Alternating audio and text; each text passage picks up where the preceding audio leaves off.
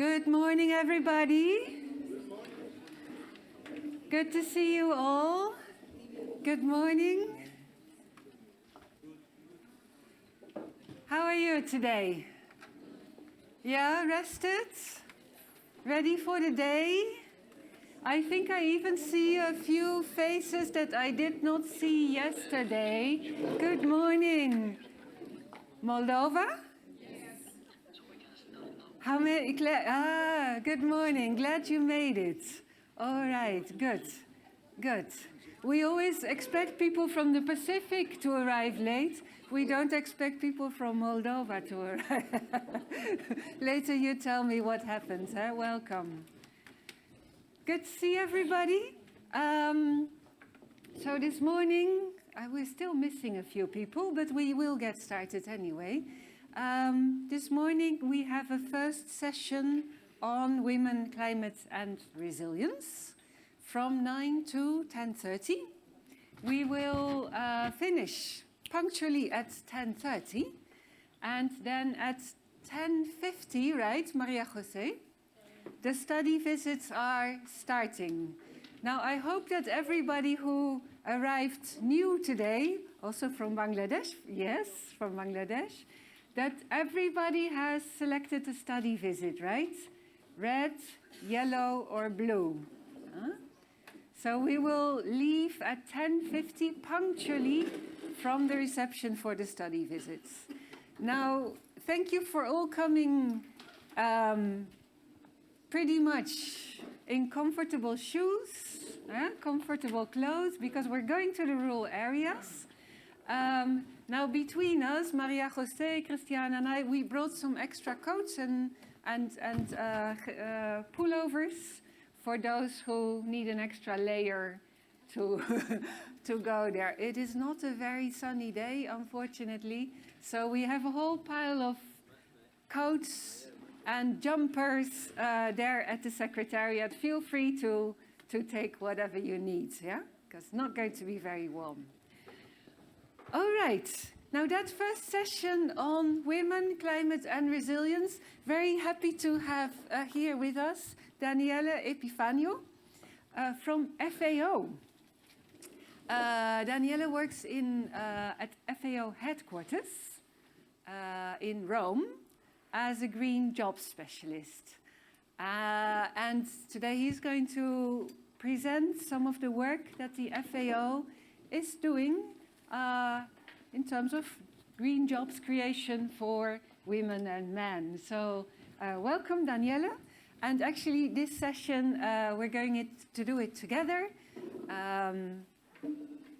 Yeah, I'll start with an introduction and an exercise, and Daniele takes over to talk about that important work that they are doing in so many countries. So, we're going to talk about this topic of climate change, impact in the rural areas, climate change policies, climate mitigation policies, a bit of climate adaptation, and what that means in terms of gender equality, what that means for women in rural areas. And I wanted to start this session by asking you for your opinions. Now, if you look here in the room, you find two different statements. On this side of the room, there's a statement here. In the face of climate change, we are all in the same boat. The interpreters cannot see that. In the face of climate change, we are all in the same boat. At this end of the room, you'll find the opposite statement. In the face of climate change, we are not in the same boat. And I would invite you to stand up. And if you agree that we are all in the same boat here with climate change, you stand here. If you say, we're actually not in the same boat here, then you stand there. But you can also stand in the middle, or you can stand, it's a continuum.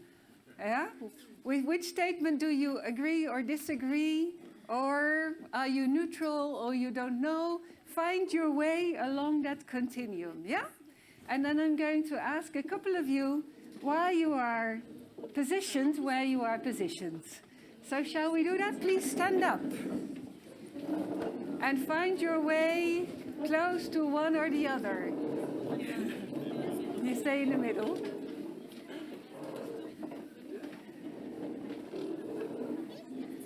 In the face of climate change, are we in the same boat or are we not in the same boat? Huh? Not side, not in the same boat? Not in the same boat, side is here. Not in the same boat, here. All in the same boat, there. Which statement do you agree most with?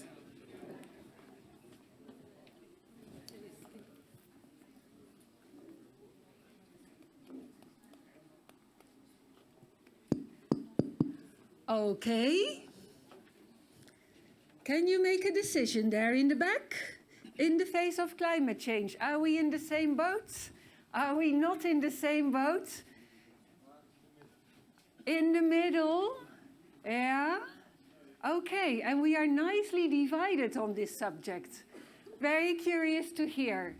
So I'm going to start here. Who would like to tell us why we are in the same boat? Yes, please. Bonjour à tous. Je réponds au nom de Justin Mirembe. Je viens de la République démocratique du Congo. Je peux dire que face au changement climatique, nous sommes dans un même bateau parce que les changements climatiques concernent toute la planète. Et prenant l'exemple des pays qui sont dénommés, entre guillemets, les pays poumons de la planète, notamment dont la RDC fait partie, et avec sa forêt tropicale, nous constatons aussi les effets du changement climatique, bien que nous ne sommes pas directement vers le désert ou vers les pays qui sont chauds. Actuellement, par exemple, dans la RDC, on ne sait plus différencier les saisons. Il y a certaines maladies en agriculture qui commencent à apparaître, mais aussi avec beaucoup d'insectes ravageurs. Et là, ce sont les effets de ces changements climatiques. Alors dire que face au changement climatique, nous ne sommes pas dans un même bateau, je crois que je ne serai pas d'accord parce que nous qui sommes censés réguler ces changements climatiques, nous subissons aussi les effets du changement climatique. Thank you very much. A very clear argument why we are in the same boat. Is there somebody here who can add a few words? Any woman? As this session is about women, climate and resilience, who can add a few words? Or did he say it all? He said it all, right?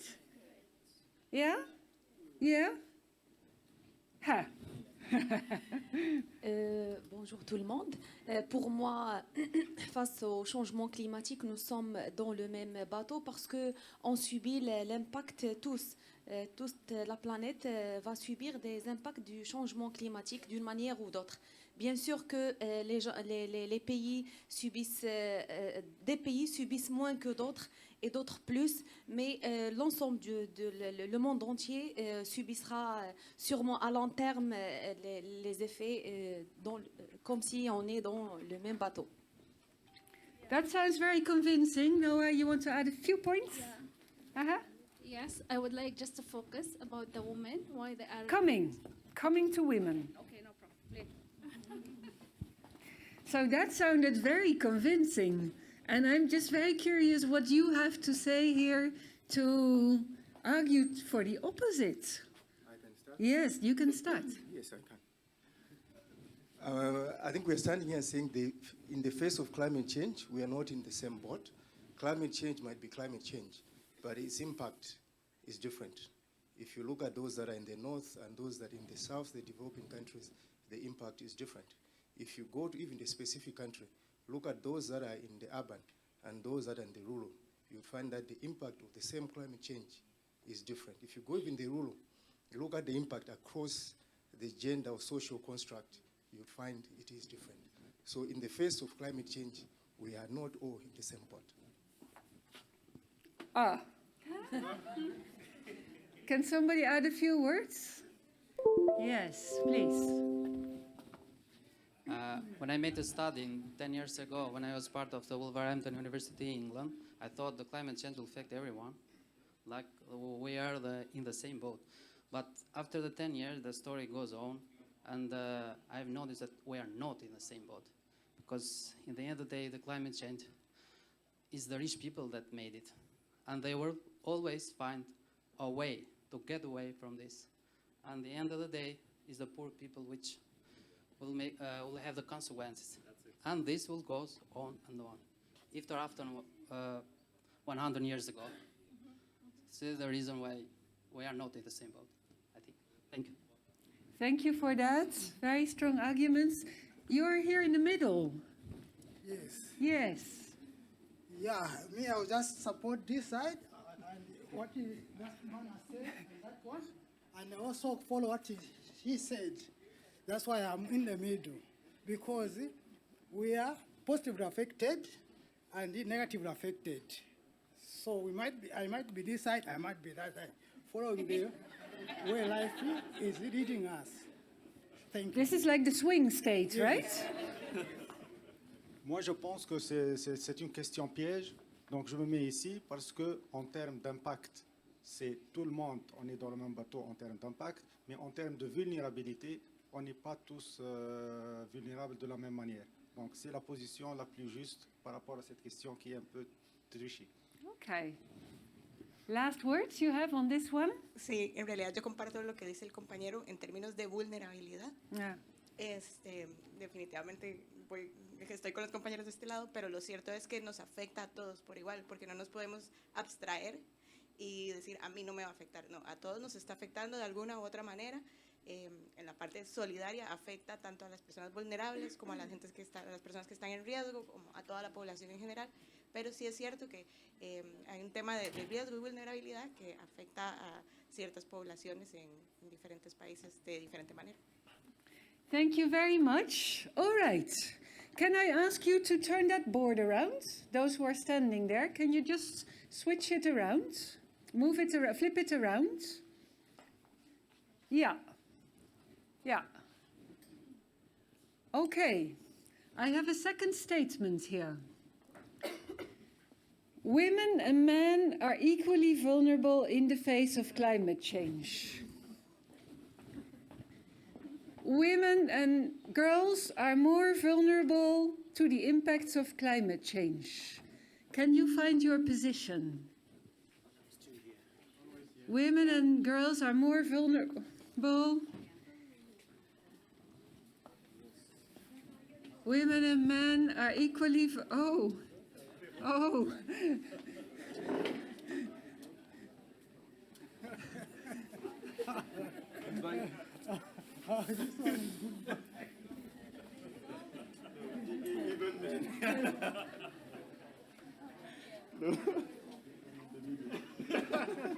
You don't dare to walk further?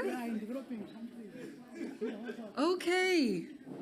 I see a couple of courageous people here. A small minority. Do you want to take the floor first? Yeah. Good morning, everyone. Christoph is my name, and I'm from Namibia. I actually believe that women and men are actually affected to the same degree when it comes to climate change. To give you a typical example, I'm from Namibia, and we have a tribe called Ovahimba people. And they depend entirely on livestock. But you have other tribes that were herders and farmers, or that are still practicing the same type of activities.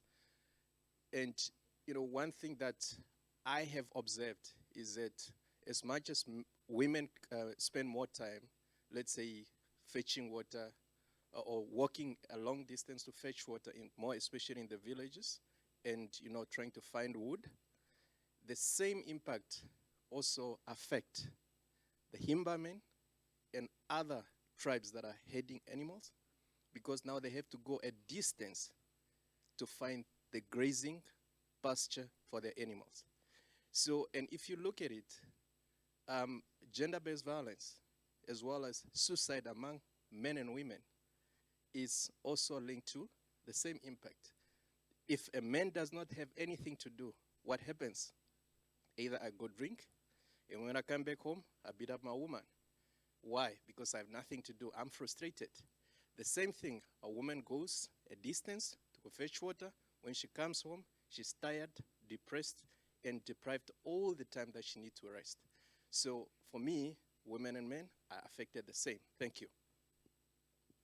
Thank you very much. I think some very valid arguments here, huh?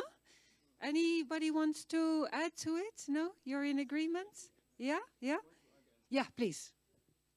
Yeah, my name is Ndamio from Malawi. Just to add in brief as well, we believe that women and men are equally vulnerable in the face of climate change because, for instance, I think a basic example, especially for a typical household in the African setup, whereby they rely on land, on agricultural production, you realize the climate change will impact the productivity of that household the same. Whether the rainfall pattern is not consistent, but the productivity, the harvest that they get is going to impact the man, the woman, the children all the same due to that climate change. It's not going to choose the man or the woman. The consequence is just the same for the household. The livelihood impact is just the same. Thank you. Thank you very much. I'm going to walk to the other side of the room here. There's a big group here who says, well, women and girls are more vulnerable in the face of climate change.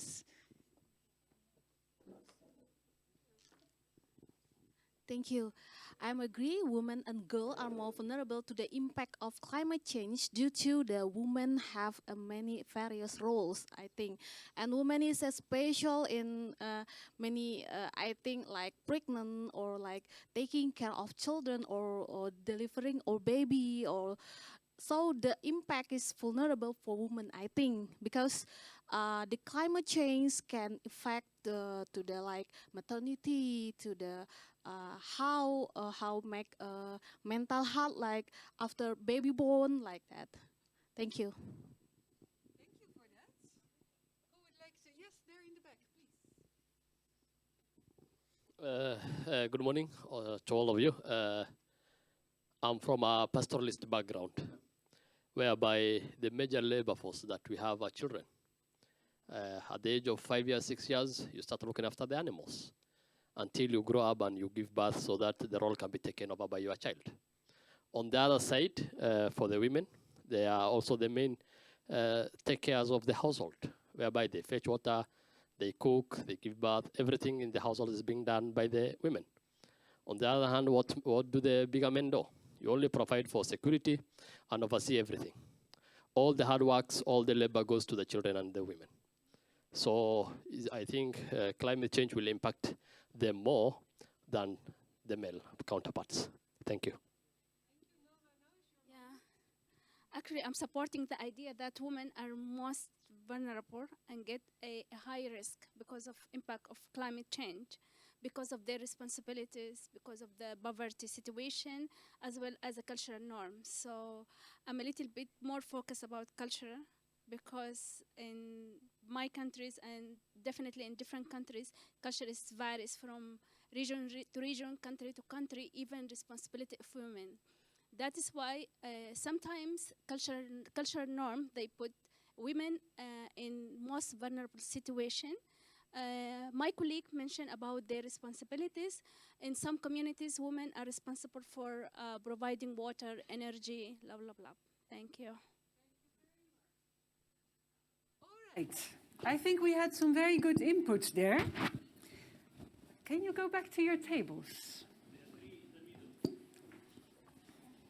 You wanted to hear from the...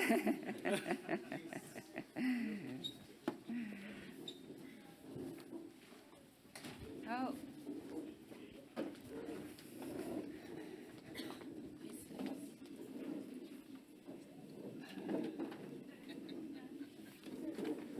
Why is this not working?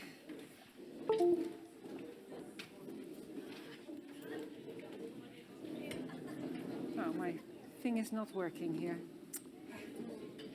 Oh, yeah, it is.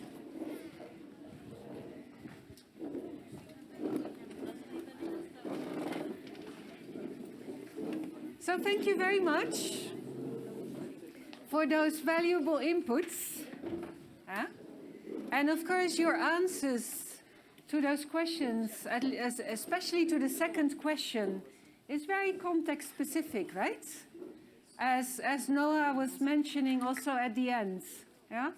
Whether women in a certain place are more vulnerable than men to the changes to climate change, it depends a lot on the context.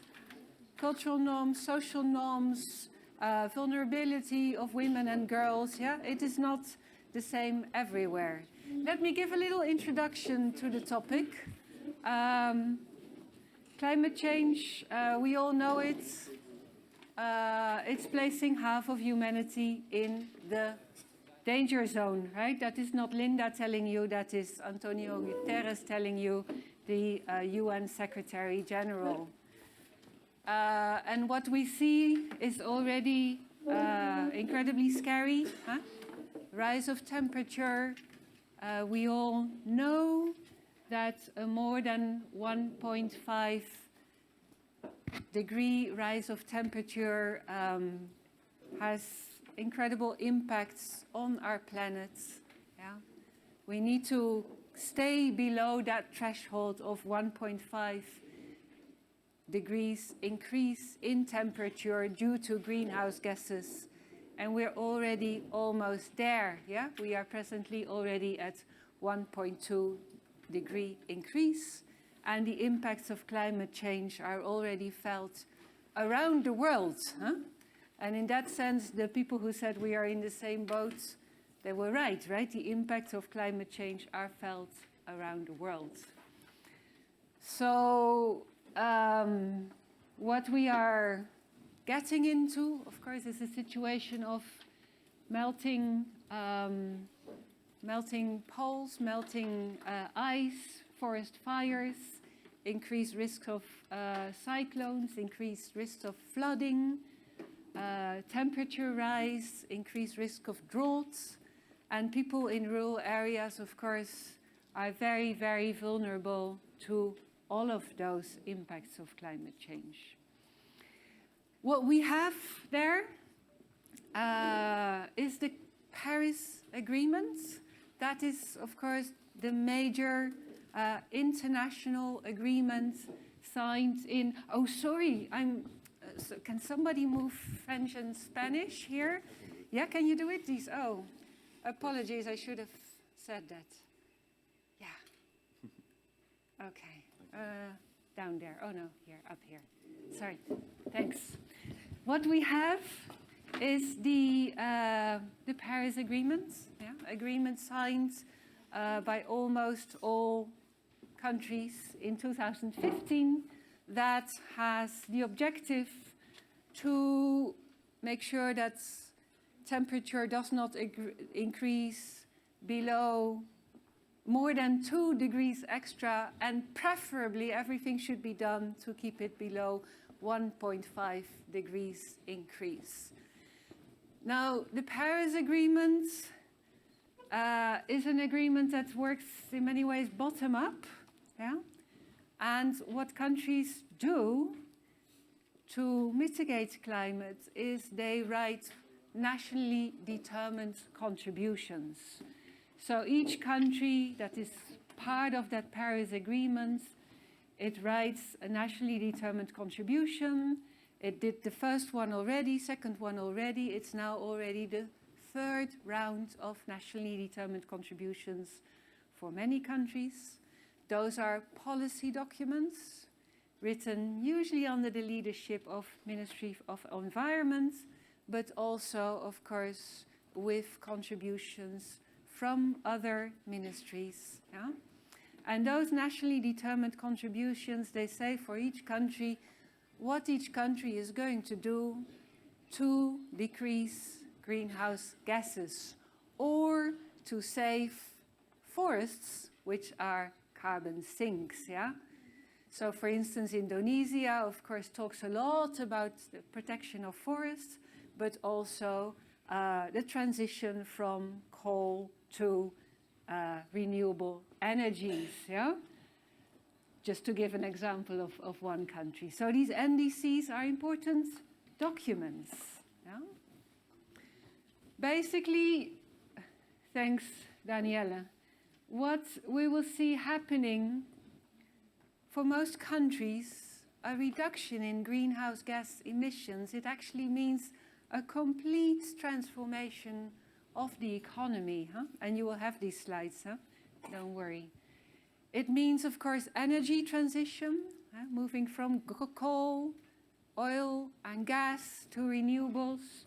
It means a transformation of transport systems, moving from cars to public transport, moving from fossil engine cars to electric cars, bringing in bicycles, ensuring that people can walk. Yeah? It means a transformation of agriculture and land use system, averting deforestation and lowering emissions from livestock farming. Livestock in particular is very carbon intensive. Yeah?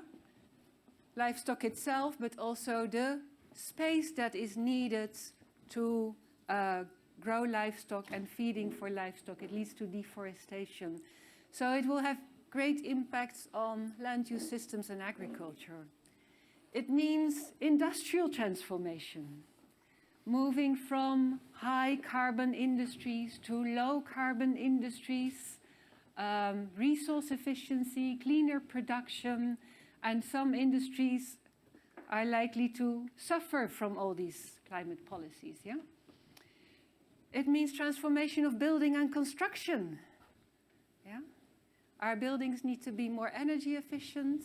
Our buildings need to be more circular. Our buildings need to use more natural materials rather than cement, which is also very carbon intense. So also the construction sector.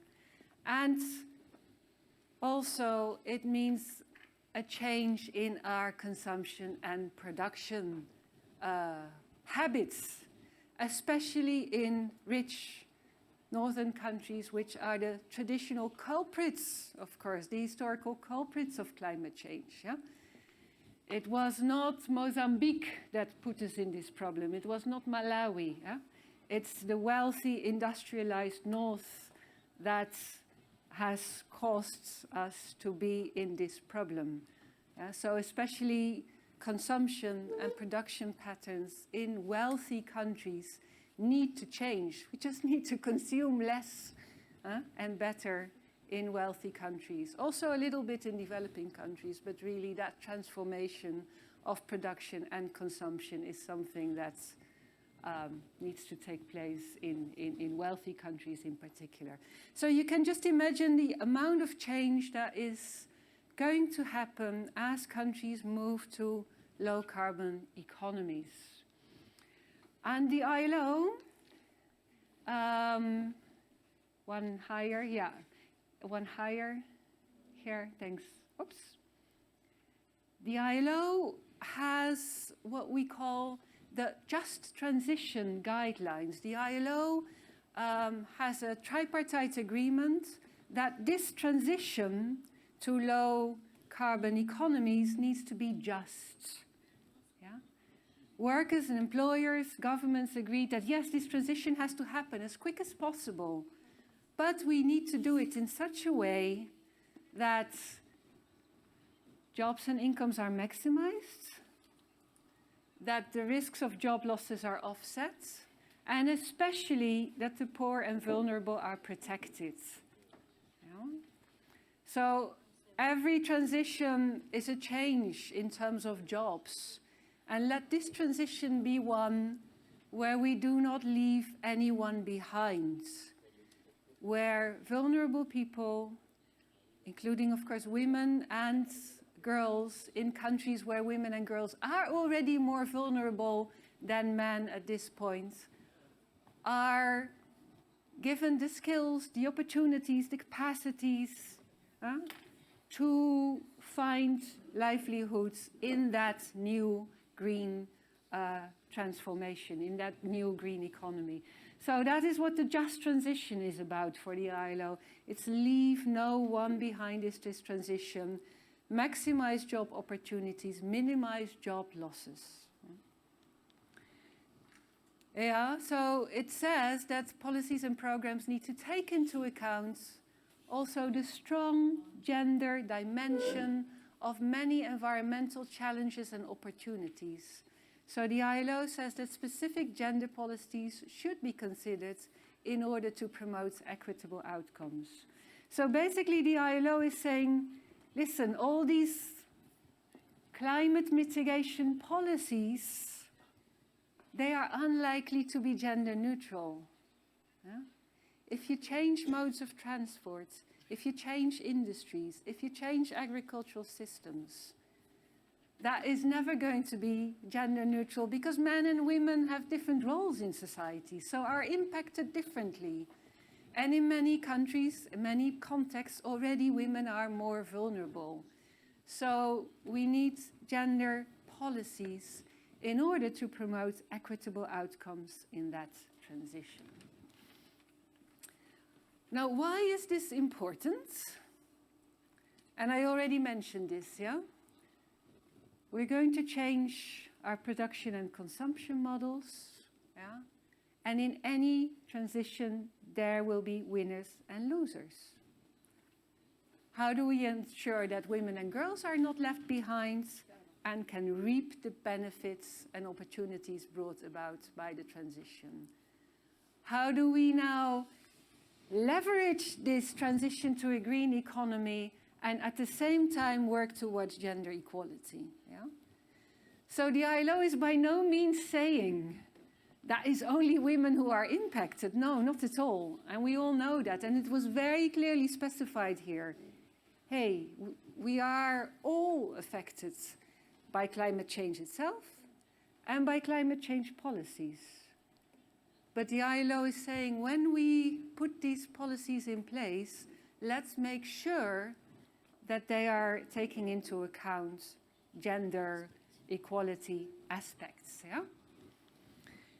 And then I already only spoke about climate mitigation, but there's also climate adaptation, right? There's both sides of the coin. Climate mitigation, interventions to reduce greenhouse gases, yeah, and work towards the Paris Agreement. Climate adaptation, the process of adapting to climate change. So what does that mean for rural areas? That means investments to reduce the risk of flooding. That means, call it climate change agriculture. I don't like that term, but you know, practices that help farmers to prepare for drought, heat, and all those impacts. So, and other things, yeah, climate adaptation. And what we know is the way women and men are affected by mitigation and by adaptation, and their ability to contribute and benefit from climate solutions are shaped by their social position, education, gender roles, division of labor, and income. You know? And I think this is already my last slide, then. We need, I'm coming, we need gender responsive, just transition in rural areas. And what does that mean? That means, and Danielle is going to go much more into detail of what this could mean in practice. That means, first of all, that women are actually included, yeah, in climate policy design. If you're in a region, and there is a project on climate resilient agriculture, there is a project on investments to make sure that there is that the impacts of droughts are limited. Make sure women are there because they have a different role in society. You just said that. So that role needs to be part of those discussions, right? Make climate investments with a gender perspective. Many of you were saying, well, women are traditionally in charge of fetching water. If climate adaptation comes to your country, then that access to water should also be an important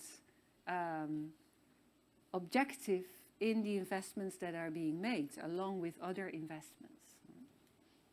Ensure women's access to climate-smart agriculture, or whatever you want to call it, regenerative agriculture, agriculture that is able to withstand some of the impacts of climate change, agriculture that is resilient to drought, resilient to heat. Provide women farmers with access to protective and productive financial services. Productive financial services, credit, to be able to invest in different crops, or investments in their land that are necessary to keep that land productive in the face of climate change. But also protective financial services, insurance, savings, help women and men to face the increased vulnerability that they will face in the risk of climate change. And promote legal frameworks for women's land rights. And that is, of course, many of you who work on rural development know that that has been, in many countries already, an important point. Always, in the face of climate change, land rights for both men and women help us to move towards equality and to not further decrease women's vulnerability in the face of climate change. Yeah? All right, so that is an introduction. And I saw there was a question here. 4 minutes, and then I give the floor to Danielle. Yes, please.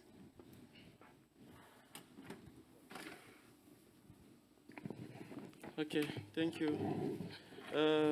What I would like to know is about the difference of in climate mitigation and climate adaptation. What is the first step? Is it, but if I understood well, climate mitigation can be preventive. It is prevention actions towards climate change impacts, while climate adaptation is an adaptation to what has already happened. Correct. So I would like to know what is this first and the second degree, or is it on the same level? Yes. Climate mitigation is everything that your country will be asked to do to reduce greenhouse gases and to protect carbon sinks. Yeah? So they are climate change policies. It's what I mentioned, all this transformation of industries to greener industries. It's the energy transition, renewable energies. It's the protection of forests, everything that helps to reduce that rise of temperature globally. Those are climate mitigation policies. Climate adaptation, as you rightly say, are all policies, interventions, projects that help people, communities deal with present impacts of climate change and foreseen impact of climate change. So that has to do with protecting regions against the flooding, preparing regions for increased drought, preparing farmers for heat stress, for instance, on certain crops, etc., etc. So that's climate adaptation, yeah? Which can happen at a micro scale in your own farm. It happens also at a national scale, yeah? Building dikes, huge irrigation systems, water systems. And what I'm saying is that in both areas, there are gender equality aspects. Yeah? Yeah, please.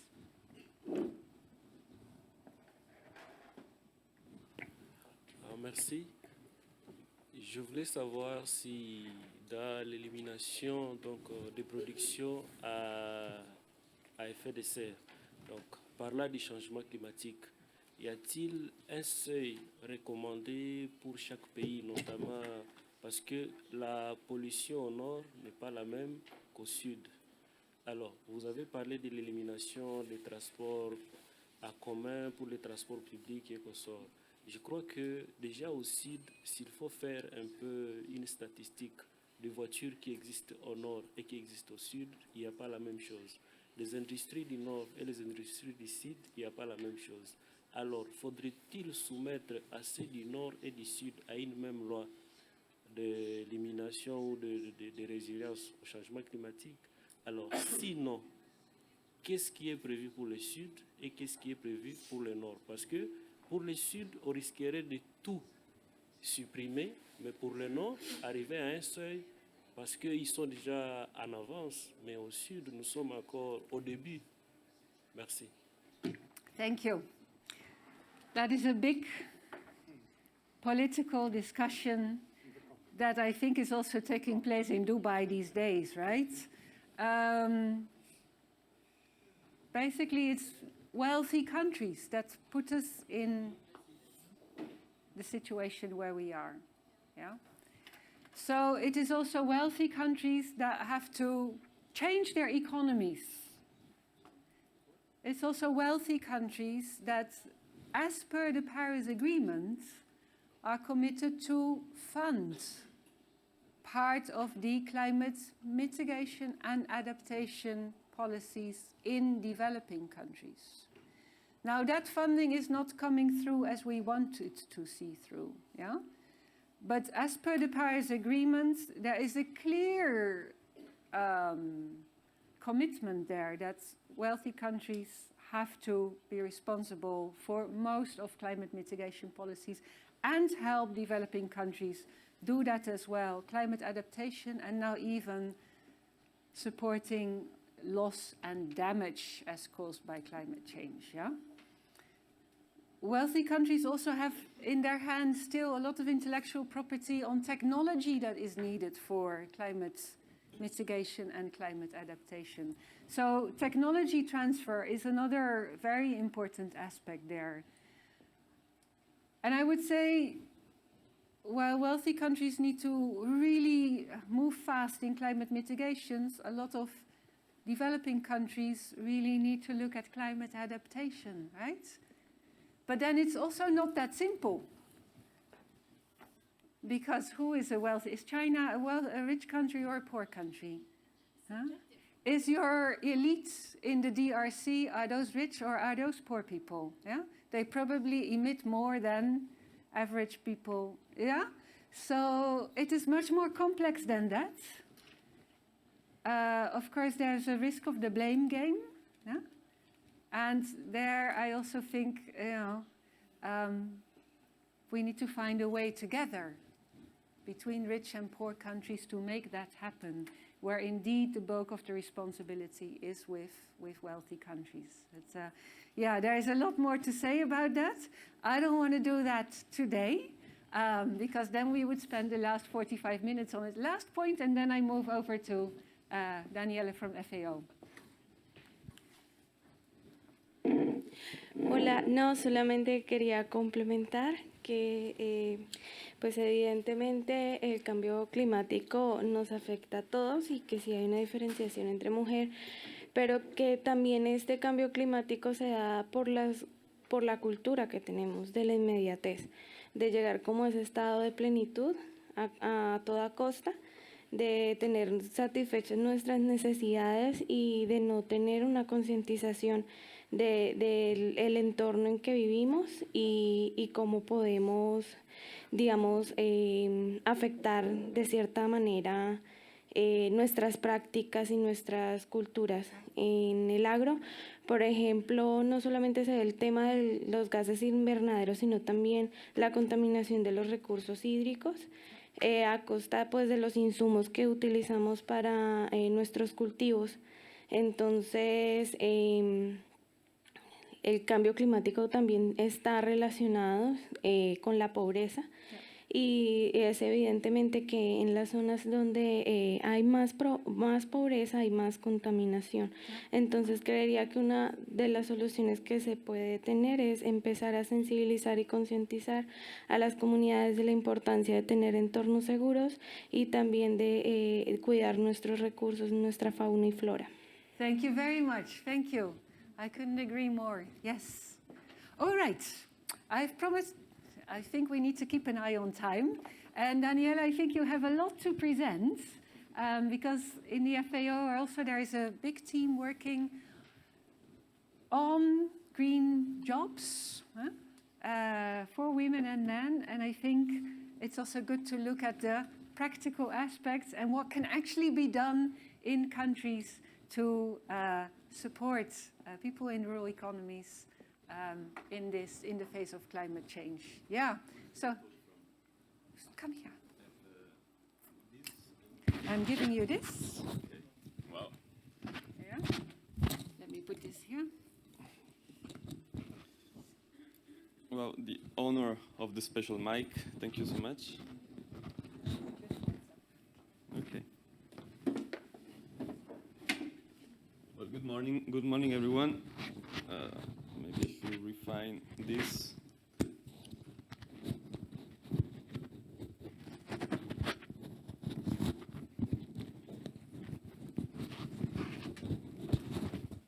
Okay, can you hear me well? Is it amplified? Are you ready for the field visits with the cold?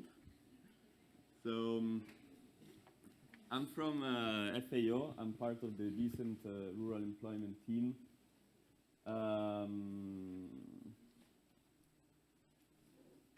Well, it's my colleague has introduced you to a very broad thematic area that is climate change, the impact on the most vulnerable, particularly women, in many sectors. So she touched upon mitigation, adaptation, national determined contributions, etc. As you know, FAO works in agri-food systems. FAO, yeah? It doesn't... Is it better now? Okay. No, not yet. Hello, hello.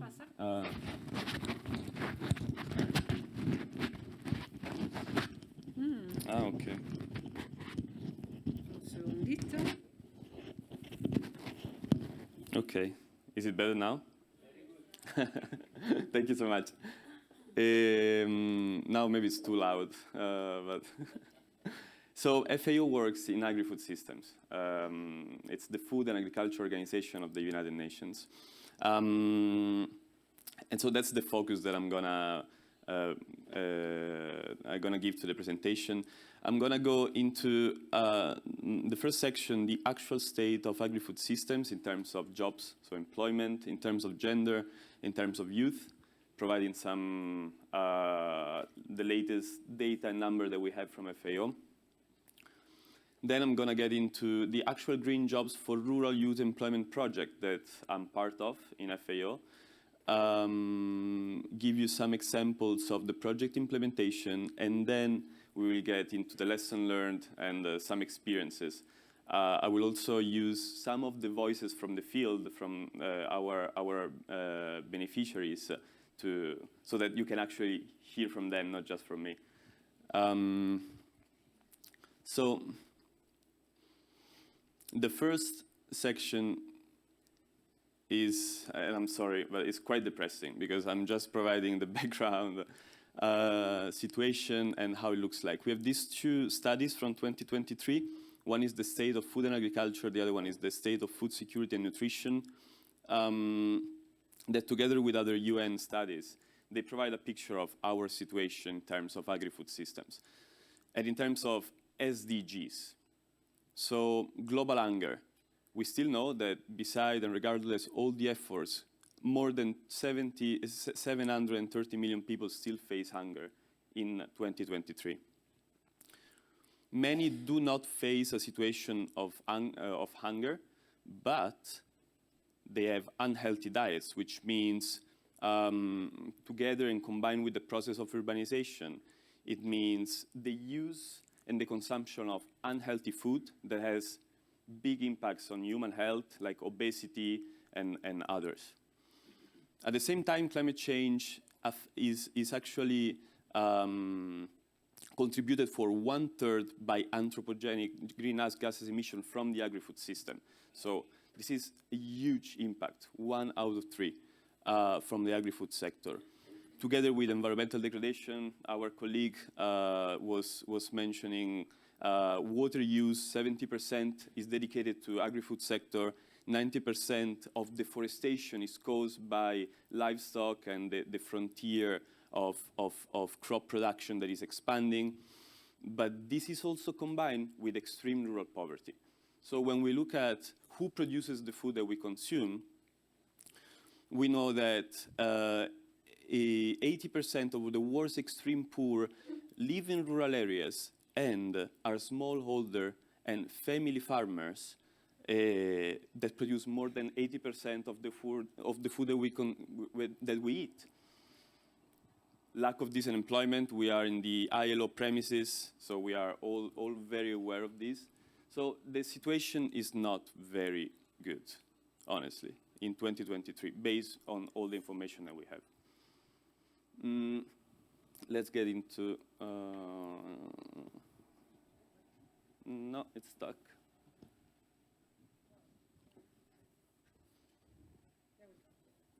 Okay. So as I was saying, now I'm going to get into the job perspective, the employment perspective, and then gender and youth. Agri-food sectors, at the same time, besides being a very delicate issue for the stability of our environment and our human society, also employ 1.23 billion people. It's a massive sector. Particularly in Africa, 62% of the people who have a job work in the agri-food sector. This is 40% in Asia. If you look at this chart, you can tell that more or less the employment has been kind of steady for the last few years, except for Asia, where there has been actually a steady decrease. And in terms of gender, we have 36% of working women that are in agri-food system, quite comparable with the 38% of working men. But as we will see soon, the working conditions are not the same, the vulnerability is not the same, so we have a huge gap. And in fact, agri-food systems are a greater source of livelihoods for women than for men, particularly in low and middle income countries, which also translates into more vulnerability.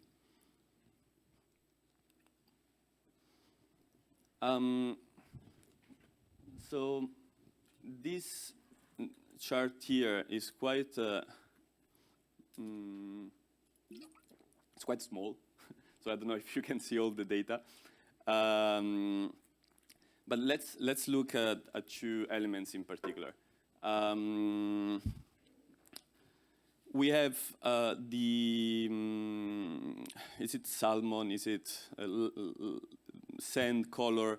I don't know how to define this color, to be honest. Orange, light orange. Yeah, well, so these are own account workers, which means basically self-employed people that work in agri-food sector, which often do not have the capacity of employing others. So that's why they are self-employed and they are own account workers. And together with the brown line that is contributing family workers, who are basically people who contribute to the business of their family, is someone like the neighbor or maybe the cousin that contribute and don't get paid for the work, or if they get paid very little money. So these 2 are among the most vulnerable of the whole agri-food systems. And as you can tell, particularly in the agriculture, that is the left chart, that means in-farm agriculture, so the actual production of the crop, of the livestock, of the meat, etc. Whereas the right is off-farm, so it's upstream or downstream the actual production of food in the farm. You can tell that except for the Africa that is highlighted there, and maybe Europe at the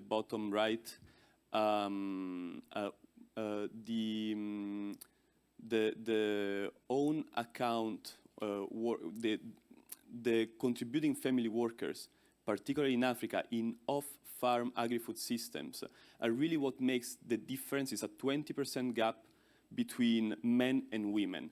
While men are employees or employers, that 20% gap are agri-food workers that are contributing family workers. So what does it mean?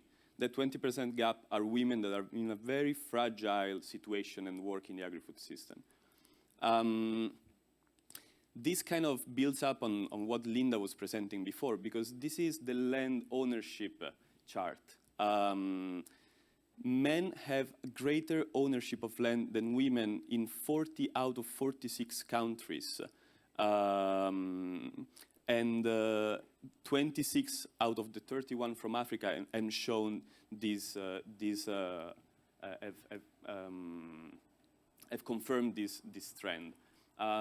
Without getting into the specific case-by-case, country case-by-case, but this is a huge, important data that we are also looking in our project that is very hands-on. We really work with youth in rural areas.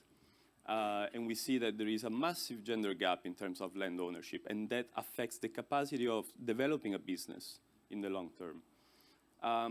Also, protection of women's land rights is low in 50% of the countries, and it's not just limited to land ownership, because gender gap is also an issue for many other services, such as internet, access to data. In low and middle income countries is a big issue.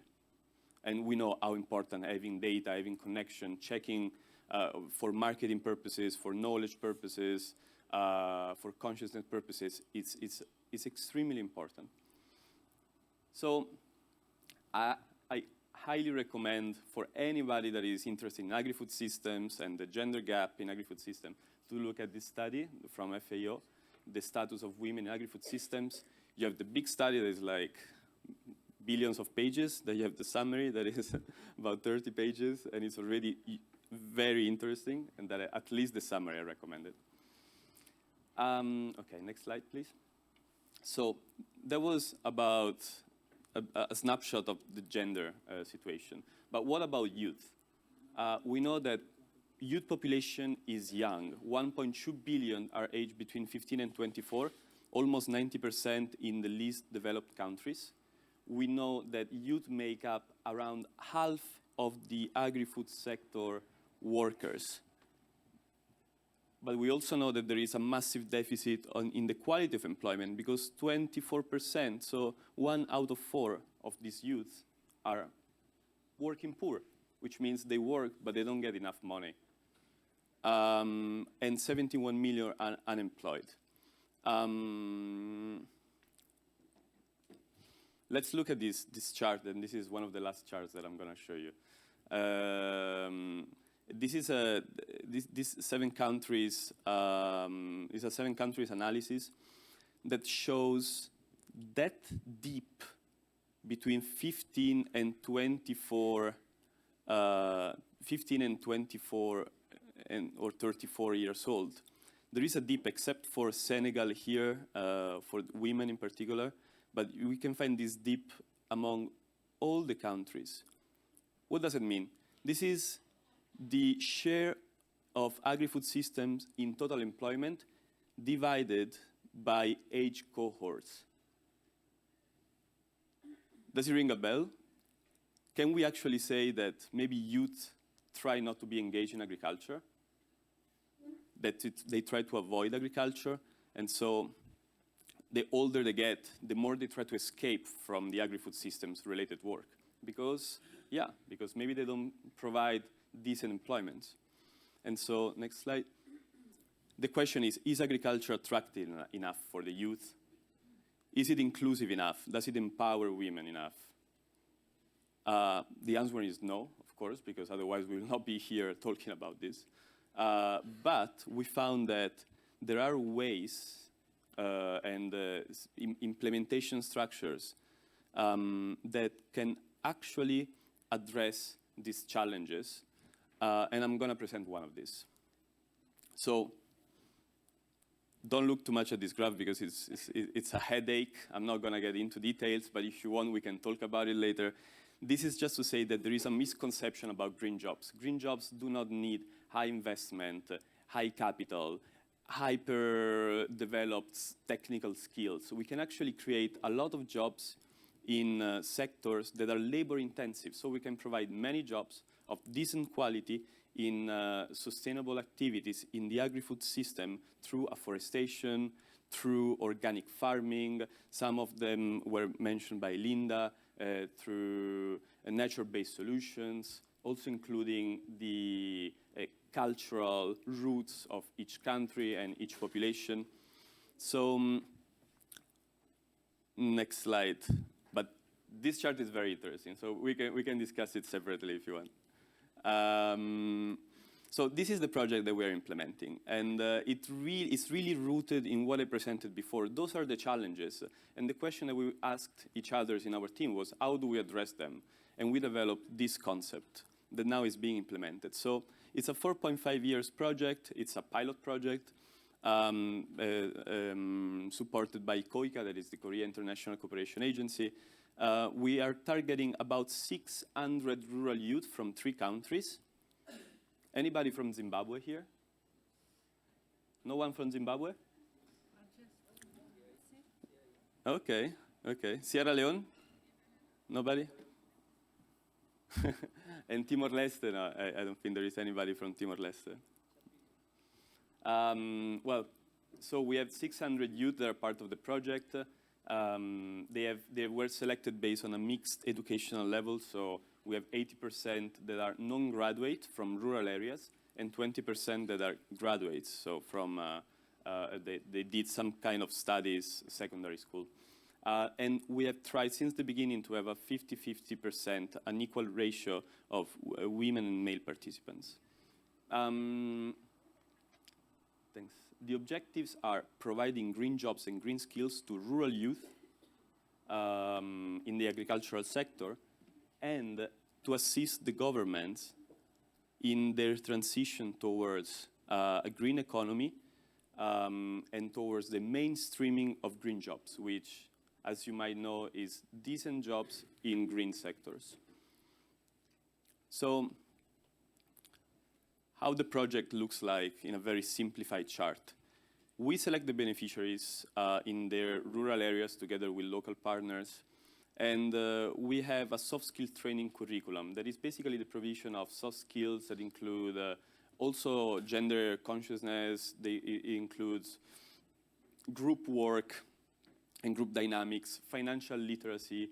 It includes very basic knowledge that you'd have to have in order to be able to manage a business or to work in a team. At the same time, we conduct a bottom-up process through which we identify, together with the youth themselves, together with the local communities, with the rural district council, etc., we identify the local challenges that their communities are facing. So we sit together and we ask, what are the challenges?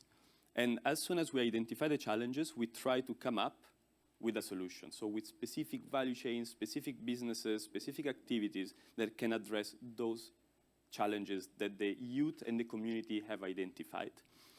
And this is what translates into wage employment programs, which I will explain in the next slide, and green entrepreneurship track, which is basically a grant system, so startups. We provide sector-specific training, we provide business management trainings, we provide mentorship programs, so we try to make the youth as trained as possible, because we know that FAO and no international organization will stay in the world forever.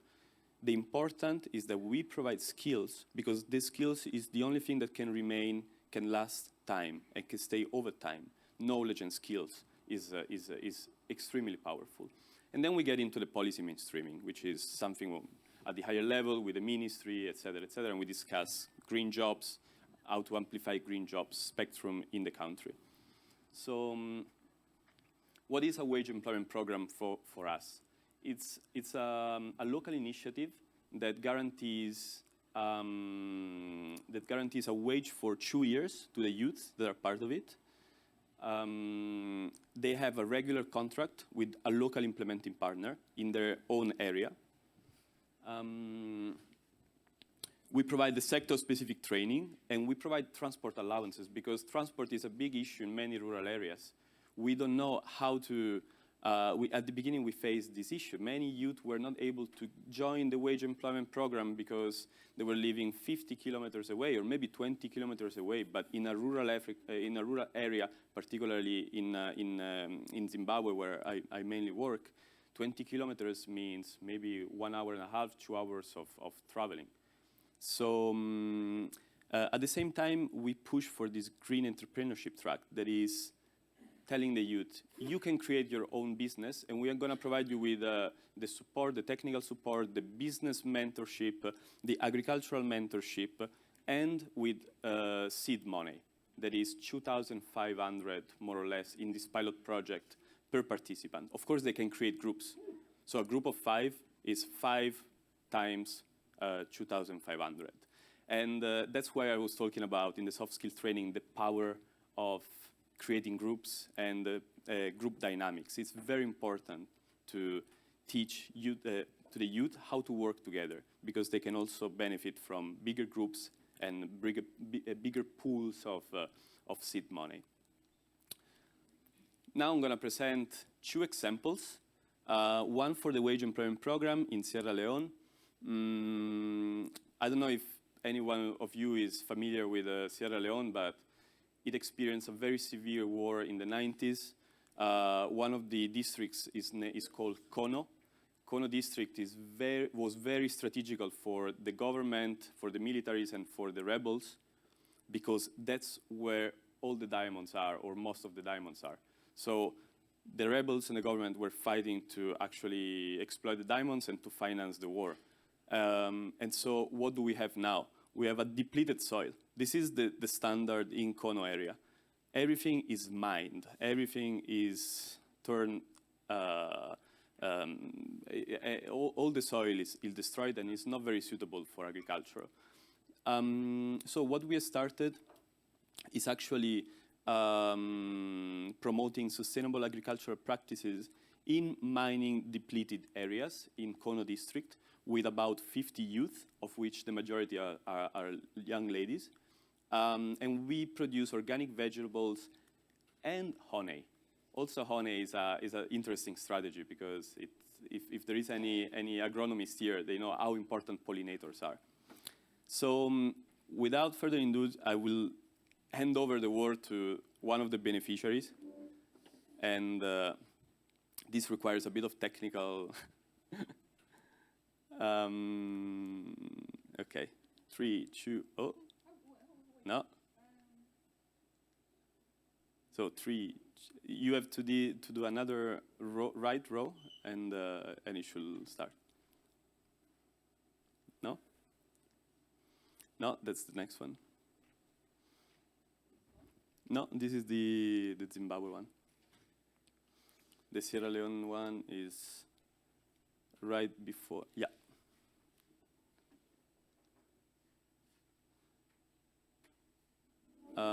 Do we have audio? When you are alone and you have children, or maybe your husband do not have a job, and you are the person that will take care of the house. So through by this job, I'm very, very happy, because now I can partake in family issues. When there is a problem, they can call me. Last is not. Okay. Yeah, actually having a video in 3 languages is quite hard, but we can do it. Call me because I don't have money. So for now, I can earn a little 1 year, distribute it to my family, do my own house affairs. I'm an empowered woman now.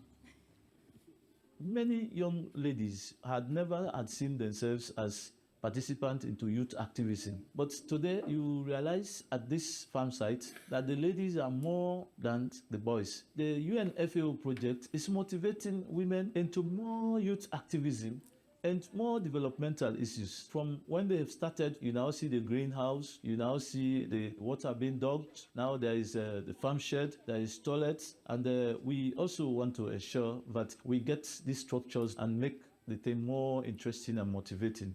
It has impacts in the community. Some of them have started to watch at us, like the way we are preparing the beds. They come sometimes, ask us some questions, and they even said that let us employ them. So they are really admire at the work that we are doing. And sometimes when we have a lot of work, we invite some youth to come and help us. We encourage them that they should go and make farm. So the impact on the community is huge because it's really motivating other youth because they see that there is an alternative to diamonds. And so the youth have gathered, they created also organizations to motivate other youth and teach them how to do agriculture, sustainable agriculture. This is still underway, so maybe in a few months we will have even more to tell.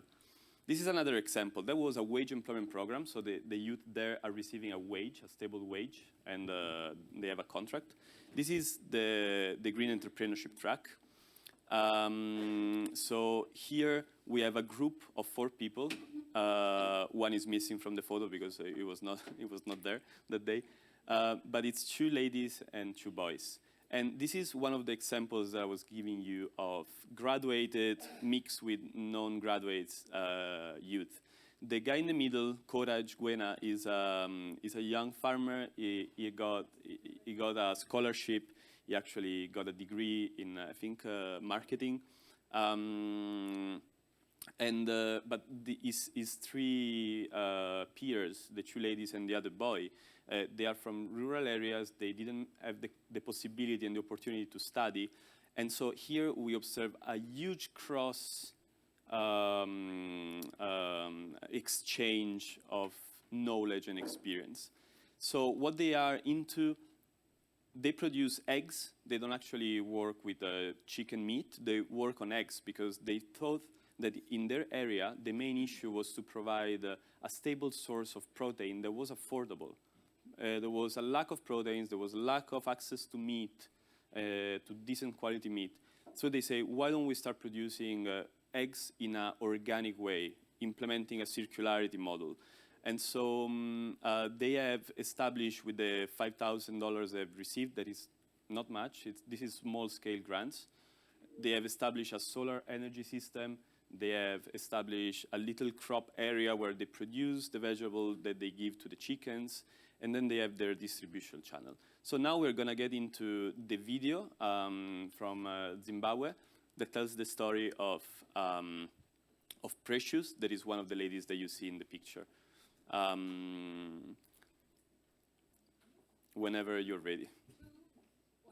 Ndinonzi Precious Chakaingeso. Ndine makore 28. Ndiri murimi wehuku dzemazai munharaunda yangu yaChief Shoshe. Inasiso wangu taishanda basa remumba kuHarare uko ndaitambira $20 kupera kwemwedzi. Pandakanzwa chirongwa cheGreen Jobs for Rural Youth Employment icho chiri kutungamirirwa neFAO, ndakamhanya kudzoka kumusha semunhu aive neshungu dzekupfuya huku. Takadzidziswa kupfuya huku nemazvo, kunyora maproposals, kuita mabook of accounts uye kushanda seboka.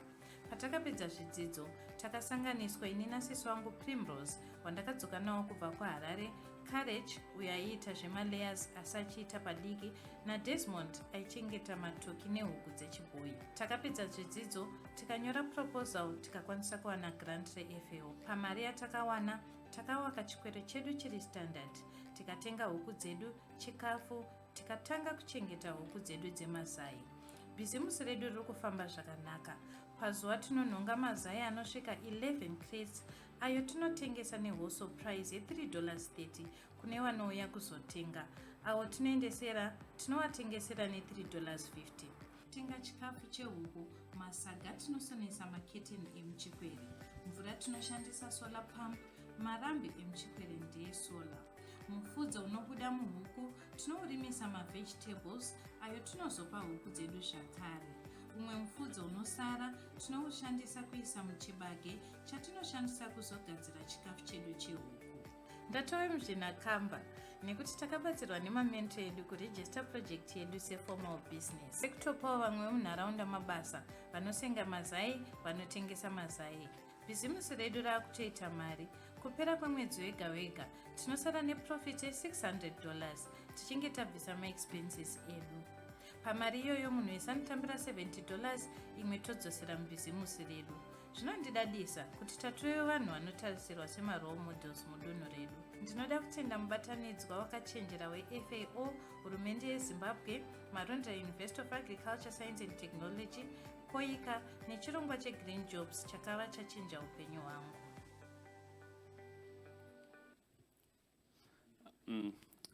I thought you, again no. Well, this was more difficult because it was in 4 languages actually, no? In Shona, English, French, and Spanish. That's just to give you an appreciation of what we're doing, because of course, listening and looking at what the youth have achieved in just 2 years, it's great. We're talking about the 2 sisters. They were having a very a job in Harare, in the capital, and something has really changed in the last 3 years for them. So there are plenty of experiences that I will share, but let me get into the latest slides. Lesson learned, particularly related to the challenges and particularly related to women inclusion in our project. So women still face reduced access to agricultural working opportunities. And this is something that we have observed. Besides pushing in the other direction, we observed that mobility is a huge challenge. It might be either for cultural norms, it might be for differentiated access to transport means for women and for men, it might be for home duties, or might be for the triple burden. Triple burden is the combination that many women face of household, paid labor, and child care. The 3 elements together are a huge burden in terms of time investment, into energy investment for ladies in, that we have observed. We have also observed how the patriarchal system of ownership of land is affecting the project and the youth. So the poultry in Marondera, the example of the video that we have just watched with the 2 sisters. So they want to expand already because they have the capacity to expand, but they cannot expand in the ladies' land, because the ladies' land will be given to the sons of their family.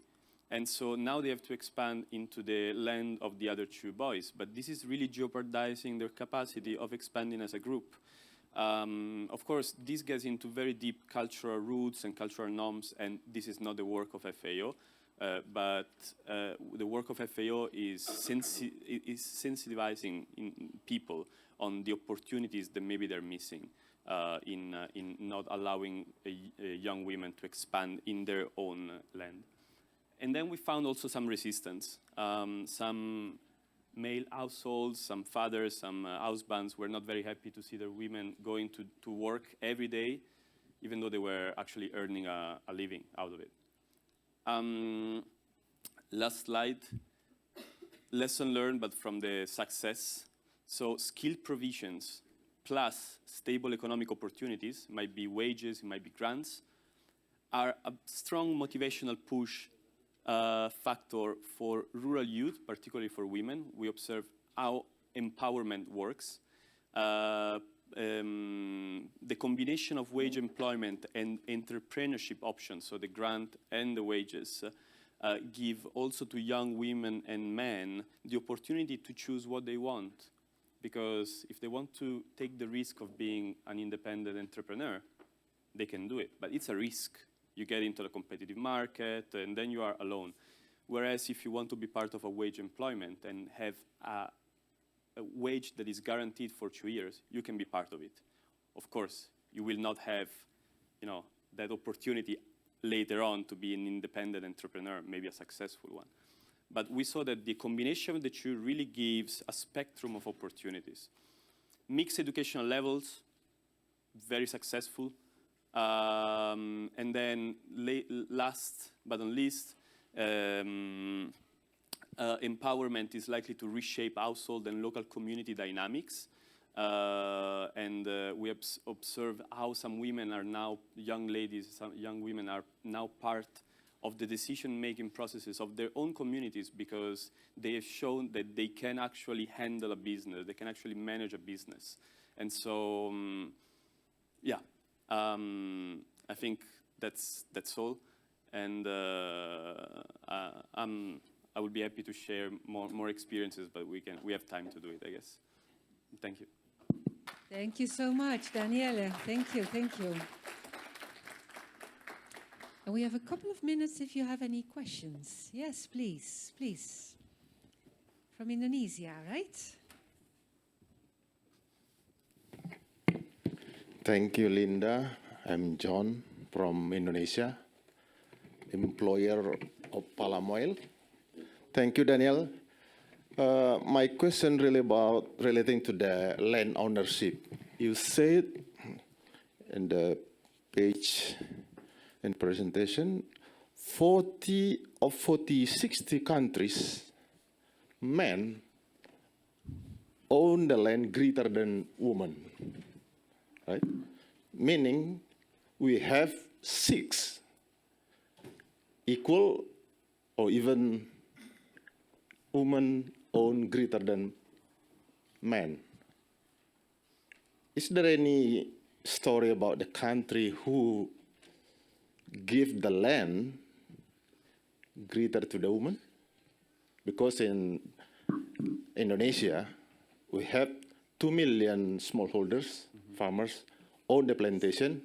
If we check all the land title, almost on behalf of husband or man. So maybe same with the story of 40 countries. And any project or any policy to turn around the condition? Thank you. Yeah. Thank you so much. That's a huge question. First of all, I highly recommend to look at the research.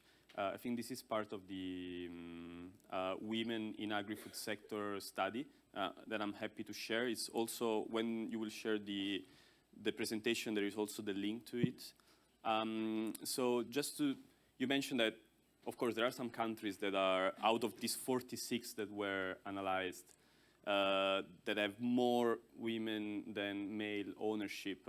One example is Lesotho, there is Namibia, there is Malawi. I know that there is a huge Malawi representation here.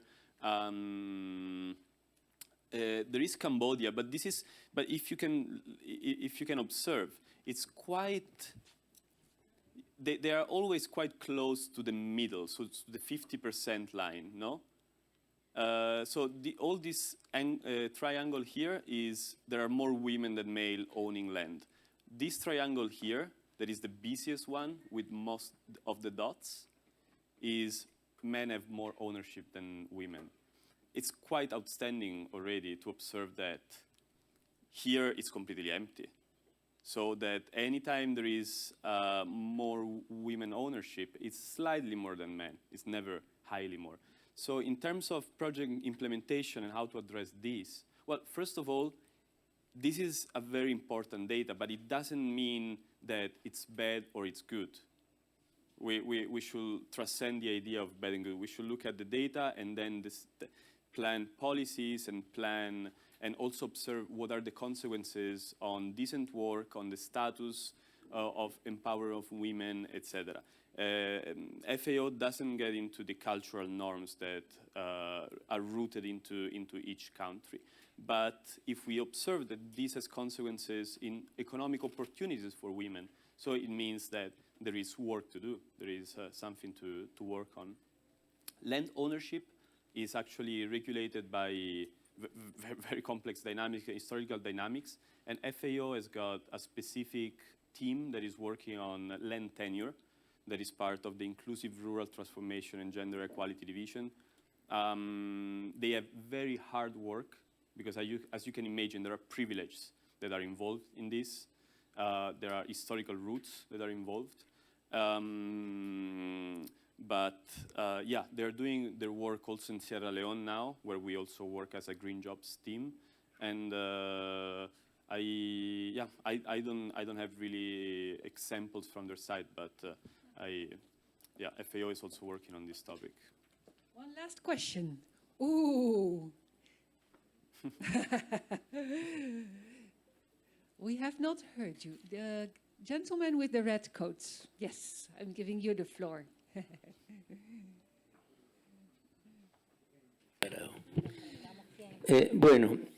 Ricardo Venegas de Colombia, Suramérica. El tema de hoy del día, pues empezamos con el cambio climático, la transición, y vamos a ejemplos de agricultura limpia.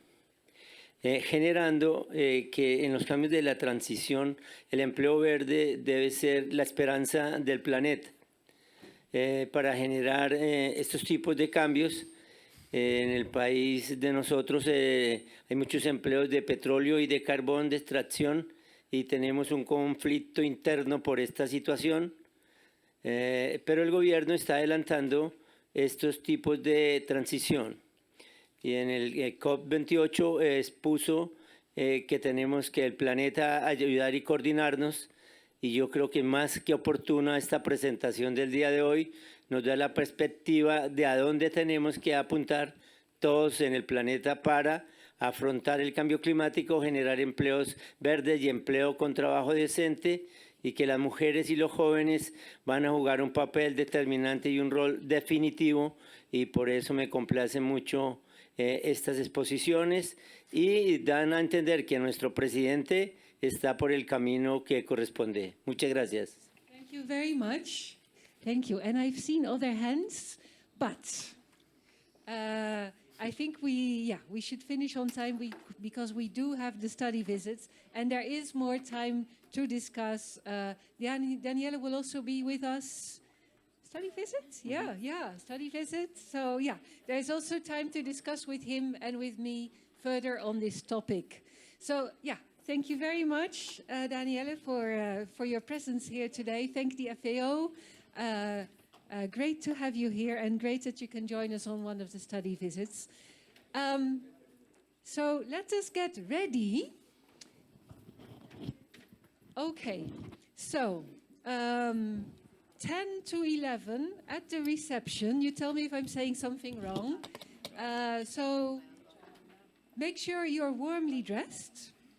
If you are not warmly dressed, we have here in the reception some extra clothes.